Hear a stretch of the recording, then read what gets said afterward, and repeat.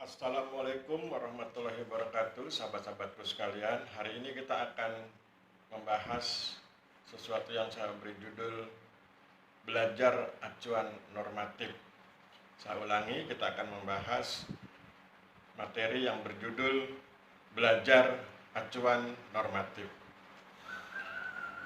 Apa itu acuan normatif? Acuan normatif adalah hal-hal yang bersifat normatif, baik, benar, dan indah secara kontekstual maupun konten atau isinya yang digunakan sebagai pedoman dalam melakukan kegiatan tertentu. Saya ulangi, acuan normatif adalah hal-hal yang bersifat normatif, yaitu baik, benar, dan indah secara kontekstual maupun konten atau isinya yang digunakan sebagai pedoman dalam melakukan kegiatan tertentu. Ada beberapa contoh acuan normatif, misalnya sebelum tahun 2004 di Badan Pertanahan Nasional ada yang disebut dengan catur tertib pertanahan, kemudian ada siklus agraria, kemudian ada lagi prinsip pengelolaan pertanahan tahun 2004, kemudian ada agenda BPN RI tahun 2004, kemudian ada Sabta Tertib Pertanahan tahun 2012, dan yang terakhir ada tagline Kementerian Agraria dan Tata Ruang Badan Pertanahan Nasional tahun 2017. Itu adalah acuan-acuan normatif. Sekarang mari kita lihat isi dari masing-masing acuan normatif tersebut. Pertama, catur tertib pertanahan. Ini berlaku sebelum tahun 2004. Dia berisi 4 tertib, ya, catur itu 4, catur tertib pertanahan. Yang pertama, tertib hukum pertanahan. Kedua, tertib administrasi pertanahan. Ketiga, tertib penguasaan dan penggunaan tanah. Dan yang keempat, tertib pemeliharaan tanah dan lingkungan hidup. Jadi, kalau kita memiliki sebidang tanah, maka bidang tanah yang kita miliki itu harus diproses dalam pengertian bahwa perolehan tanahnya itu memenuhi ketentuan hukum. Maka kemudian disebut sebagai tertib hukum pertanahan. Kemudian diproses lewat pengadministrasian yang baik di kantor pertanahan, itu disebut sebagai tertib administrasi pertanahan. Kemudian penguasaan dan penggunaan tanahnya dikelola dengan baik, misalnya penggunaan tanahnya tidak kemudian merusak lingkungan, baik lingkungan sosial maupun lingkungan fisik, itu juga disebut sebagai tertib penguasaan dan penggunaan tanah. Kemudian yang keempat, bidang tanah yang kita miliki itu kita pelihara dengan baik sehingga tidak merusak lingkungan, itu disebut sebagai tertib pemeliharaan tanah dan lingkungan hidup. Acuan normatif ini berguna bagi para pihak yang sudah dan akan menguasai, memiliki, menggunakan, dan memanfaatkan tanah untuk memenuhi kebutuhan hidupnya. Jadi saya ulangi, catur tertib pertanahan sebelum tahun 2004 terdiri dari 4 tertib. Yang pertama, tertib hukum pertanahan. Yang kedua, tertib administrasi pertanahan. Yang ketiga, tertib penguasaan dan penggunaan tanah. Dan yang keempat, tertib pemeliharaan tanah dan lingkungan hidup. Kemudian ada lagi acuan normatif berikut, yaitu apa yang disebut dengan siklus agraria, juga sebelum tahun 2004. Siklus agraria itu merupakan siklus yang melibatkan banyak elemen di kantor pertanahan, misalnya di masa itu, ya, di sebelum tahun 2004.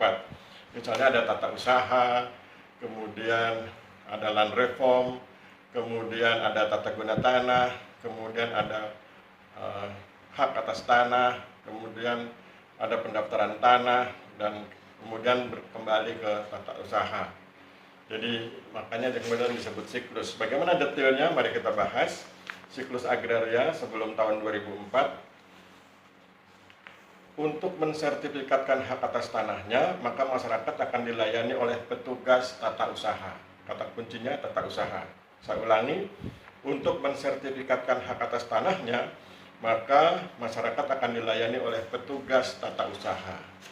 Kemudian hak atas tanah dapat diproses bila tidak bertentangan dengan ketentuan land reform seperti ketentuan batas maksimum dan ketentuan absente.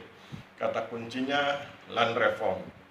Saya ulangi, hak atas tanah dapat diproses bila tidak bertentangan dengan ketentuan land reform seperti ketentuan batas maksimum dan ketentuan absente. Kemudian dan tidak bertentangan dengan ketentuan tata guna tanah seperti ketentuan pemeliharaan tanah dan lingkungan hidup serta tidak menelantarkan tanah. Kata kuncinya tata guna tanah. Saya ulangi, dan tidak bertentangan dengan ketentuan tata guna tanah seperti ketentuan pemeliharaan tanah dan lingkungan hidup serta tidak menelantarkan tanah. Selanjutnya, bidang tanah tersebut diselidiki riwayat kepemilikannya agar dapat ditetapkan jenis hak atas tanahnya. Kata kuncinya hak atas tanah. Saya ulangi, selanjutnya bidang tanah tersebut diselidiki riwayat kepemilikannya agar dapat ditetapkan jenis hak atas tanahnya. Setelah hak atas tanah ditetapkan, lalu hak atas tanah tersebut didaftarkan dengan menggunakan prosedur pendaftaran tanah yang meliputi pencatatan dalam sertifikat hak atas tanah, termasuk buku tanah dan surat ukur. Kata kuncinya pendaftaran tanah. Saya ulangi, setelah hak atas tanah ditetapkan, lalu hak atas tanah tersebut didaftarkan dengan menggunakan prosedur pendaftaran tanah yang meliputi pencatatan dalam sertifikat hak atas tanah, termasuk buku tanah dan surat ukur. Sertifikat hak atas tanah serta buku tanah dan surat ukur kemudian diadministrasikan oleh petugas tata usaha. Kata kuncinya tata usaha. Sertifikat hak atas tanah serta buku tanah dan surat ukur kemudian diadministrasikan oleh petugas tata usaha. Akhirnya, buku tanah dan surat ukur diarsipkan, sedangkan sertifikat hak atas tanah diserahkan kepada masyarakat atau orang yang memegang hak atas tanah. Kata kuncinya masyarakat. Akhirnya, buku tanah dan surat ukur diarsipkan, sedangkan sertifikat hak atas tanah diserahkan kepada masyarakat atau orang yang memegang hak atas tanahnya. Kita bahas sebentar.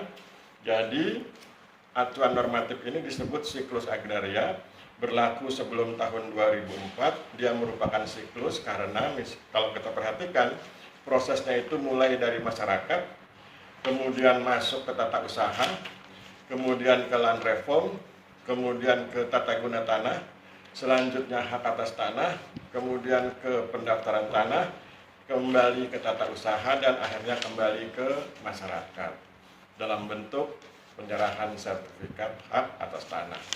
Itulah yang disebut dengan siklus agraria yang berlaku sebelum tahun 2004. Sekarang mari kita bahas acuan normatif di tahun 2004, apa yang kemudian dikenal sebagai prinsip pengelolaan pertanahan, atau biasanya lebih dikenal sebagai 4 prinsip pertanahan. Ya, prinsip pengelolaan pertanahan tahun 2004 kemudian lebih dikenal sebagai 4 prinsip pertanahan karena memang ada 4 isinya.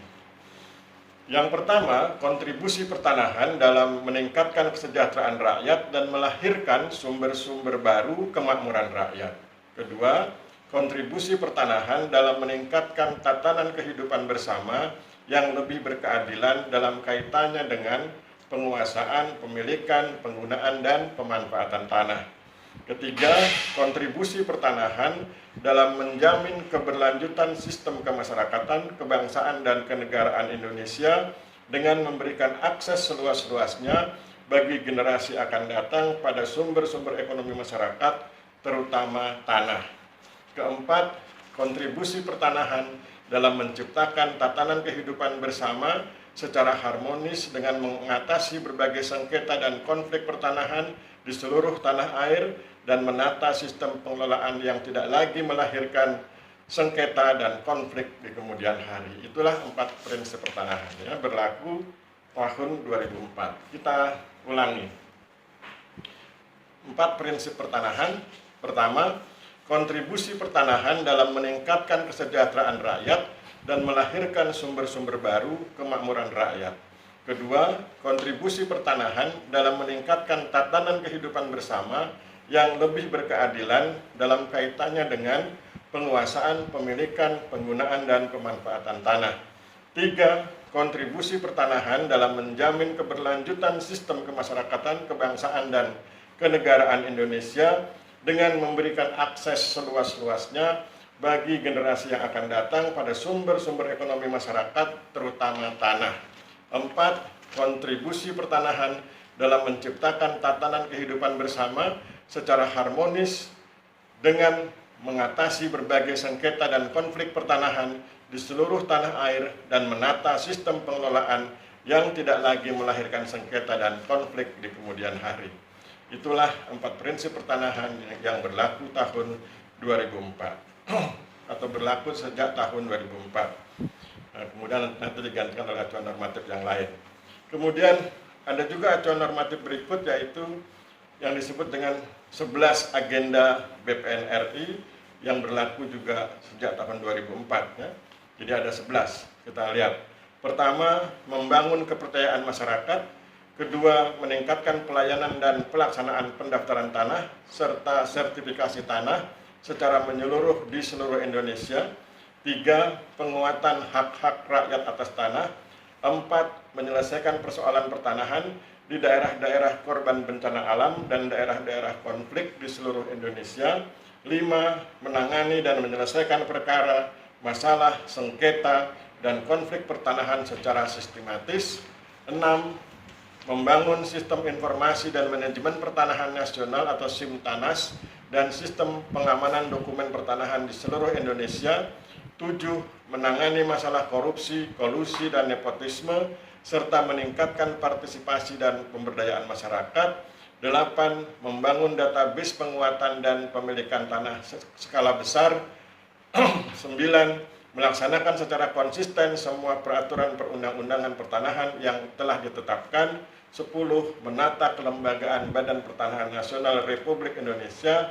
Dan ke-11, mengembangkan dan memperbarui politik hukum dan kebijakan pertanahan. Itu 11 agenda BPN RI, Badan Pertanahan Nasional Republik Indonesia, yang berlaku sejak tahun 2004. Ya, kita ulangi, 11 agenda Badan Pertanahan Nasional Republik Indonesia yang berlaku sejak tahun 2004 sampai kemudian nanti digantikan oleh agenda yang lain. Pertama, membangun kepercayaan masyarakat. Kedua, meningkatkan pelayanan dan pelaksanaan pendaftaran tanah serta sertifikasi tanah secara menyeluruh di seluruh Indonesia. Ketiga, penguatan hak-hak rakyat atas tanah. Keempat, menyelesaikan persoalan pertanahan di daerah-daerah korban bencana alam dan daerah-daerah konflik di seluruh Indonesia. Kelima, menangani dan menyelesaikan perkara, masalah, sengketa, dan konflik pertanahan secara sistematis. Keenam, membangun sistem informasi dan manajemen pertanahan nasional atau SIMTANAS dan sistem pengamanan dokumen pertanahan di seluruh Indonesia. Ketujuh, menangani masalah korupsi, kolusi, dan nepotisme, serta meningkatkan partisipasi dan pemberdayaan masyarakat. Kedelapan, membangun database penguasaan dan pemilikan tanah skala besar.